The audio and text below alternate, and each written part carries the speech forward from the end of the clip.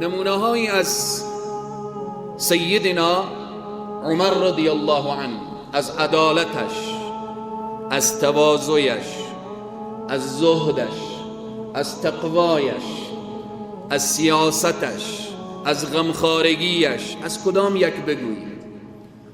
نمیشه درباره حکمتداری سیدنا عمر کتابها نوشته شده، کتابها. یکی از فیلسوفان دنیا وقتی درباره سیدنا حضرت عمر مطالعه میکنه میگه اگر یک دیگر مثل عمر به دنیا می آمد تمام دنیا به تحت سیطره امت اسلامی قرار می‌گرفت. یک دیگر اگر مثل عمر به دنیا می آمد، سیدنا عمر رضی الله عنه، امیر المؤمنین فاروق اعظم عمر ابن الخطاب رضی الله عنه، چند نمونه را اشاره می کنیم. اینها را وقتی میگیم اشاره می کنیم تا امیر المؤمنین فیلی، امیر المؤمنین امارت اسلامی وقتی بشنوه متوجه میشه که من در مسند امیر المؤمنی قرار دارم، این وظیفه و مسئولیت من هست. من باید از راهی که عمر ابن الخطاب رفته از همان راه برم، از همان مسیر برم. سیدنا عمر فاروق اعظم امیر المؤمنین رضی الله عنه روزها و شبها، یک مدتی روزها و شبها نمیخوابیدن. آمدن در کنار فاروق اعظم که ای امیر المؤمنین ولنفسک علیک حق، این نفس تو به تو حق داره، روز هم نمیخوابی شبها هم نمیخوابی، به خاطر چی؟ سیدنا عمر میفرمایند این وضعیت ملت و رعیت خود را که من میبینم، اگر روز بخوابم حق و حقوق ملتم و رعیتم ضایع میشه و اگر شب بخوابم حقوق پروردگار عالم را چگونه ادا کنم. نمونه دیگر، روزی سیدنا امیر المؤمنین فاروق اعظم گریه میکردن. آمدن گفتن یا امیر المؤمنین شما چرا گریه میکنید؟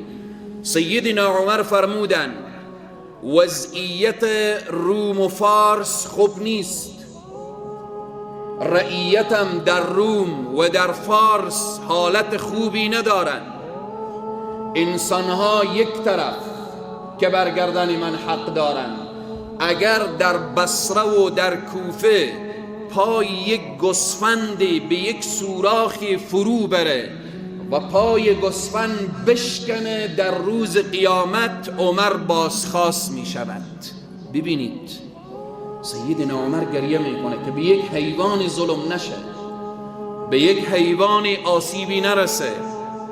سیدنا عمر رضی الله عنه گریه میکنن که اگر در زیر حاکمیت من به یک گوسفندی، به یک شتری، به یک حیوانی ظلم بشه، عمر بازخواست میشه، عمر پرسان میشه. ملت امنیت میخواه، عدالت میخواه، تطبیق احکام شریعت میخواه. مبارزه مجاهدین امارت اسلامی هم به خاطر همین سه چیز بوده، به خاطر همین سه چیز. دهها و صدها و هزاران حافظ قرآن و عالم دین شهید شده، به خاطر چی؟ به خاطر تطبیق احکام شریعت هست، به خاطر اینکه سرزمین اسلامی بوده و اسلامی بمانه. به خاطر این هست عزیزان و بزرگواران. این صحبت من به گوش امیر المؤمنین ان شاء الله به اذن الرحمن میرسه و من به عنوان ادای مسئولیت گفتم. سیدنا عمر استاده شد در حضور مردم، گفت های مردم، اگر من از روش جناب محمد رسول الله من جدا شوم و فاصله بگیرم، شما با ما چه کار میکنید؟ وقتی که سیدنا عمر چنین گفت، مردم نگفت الله اکبر هر کاری که تو بکنی ما دنبال تو میریم.